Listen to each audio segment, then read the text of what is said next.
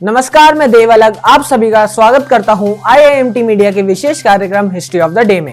आज के दिन बहादुर शाह जफर ने संभाला था दिल्ली का शासन। 28 सितंबर 1838 को बहादुर शाह जफर ने अपने पिता अकबर शाह द्वितीय के निधन के बाद दिल्ली का शासन संभाला था।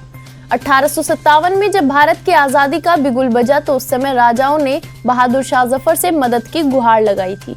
हालांकि उस समय तक बहादुर शाह जफर काफी बूढ़े हो चुके थे, फिर भी उन्होंने राजधानी दिल्ली और देश के अन्य हिस्सों में अंग्रेजों को हराने में कुछ हद तक सफलता पाई। लेकिन मौका पाते ही सितंबर 1857 में अंग्रेजों ने दोबारा दिल्ली पर आक्रमण कर बहादुर शाह को गिरफ्तार कर लिया। बाद में उन्हें रंगून भेज दिया गया, जहां 7 नवंबर 1862 को उनका निधन हो गया। आज के दिन हुआ था महान क्रांतिकारी भगत सिंह का जन्म। 28 सितंबर 1907 को महान क्रांतिकारी भगत सिंह का जन्म हुआ था। जलियांवाला बाग हत्याकांड का असर भगत सिंह पर व्यापक रूप से पड़ा था। भगत सिंह ने गांधी जी के सत्याग्रह आंदोलन में भाग लिया था, लेकिन चोरा चोरी की घटना के बाद गांधी जी द्वारा आंदोलन वापस लेने से वह बेहद दुखी हुए। 1928 में Bhagat Singh Hindustan socialist republican association से जुड़ गए और साइमन वापस जाओ के आंदोलन से लेकर ब्रिटिश एम्बेसी में बम विस्फोट तक लगातार सक्रिय रहे। बाद में ब्रिटिश कोर्ट ने भगत सिंह और उनके साथियों को फांसी की सजा सुनाई और 24 मार्च 1931 को भगत सिंह और उनके साथी राजगुरु और सुखदेव को फांसी दे दी गई।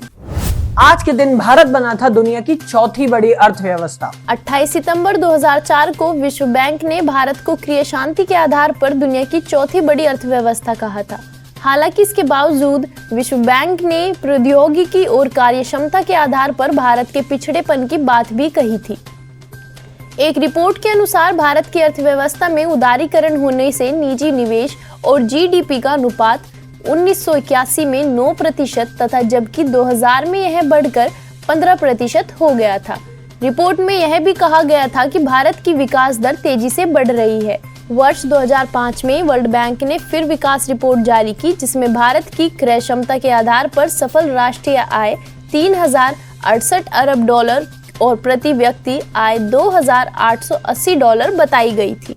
लोकप्रिय गायिका लता मंगेशकर का आज के दिन हुआ था जन्म। देश की सबसे लोकप्रिय और सम्मानित गायिका लता मंगेशकर का जन्म 28 सितंबर 1929 को इंदौर में हुआ था।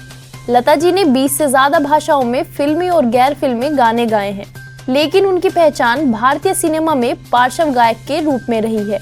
टाइम पत्रिका ने उन्हें भारतीय पार्श्व गायन की अपरिहार्य और एक छत्र साम्राज्ञी बताया था। भारत रत्न सहित अनेक पुरस्कारों से सम्मानित लता दीदी को सबसे बड़ा ब्रेक फिल्म महल से मिला था। लता जी ने 30,000 से अधिक गाने गाए हैं। लता मंगेशकर ने आनंद घन बैनर तले फिल्मों का निर्माण भी किया और संगीत भी दिया है। आज के लिए बस इतना ही। कल फिर भेंट होगी इतिहास में दर्ज कुछ और महत्वपूर्ण घटनाओं के साथ। तब तक के लिए देखते रहिए और सब्सक्राइब करिए IIMT मीडिया।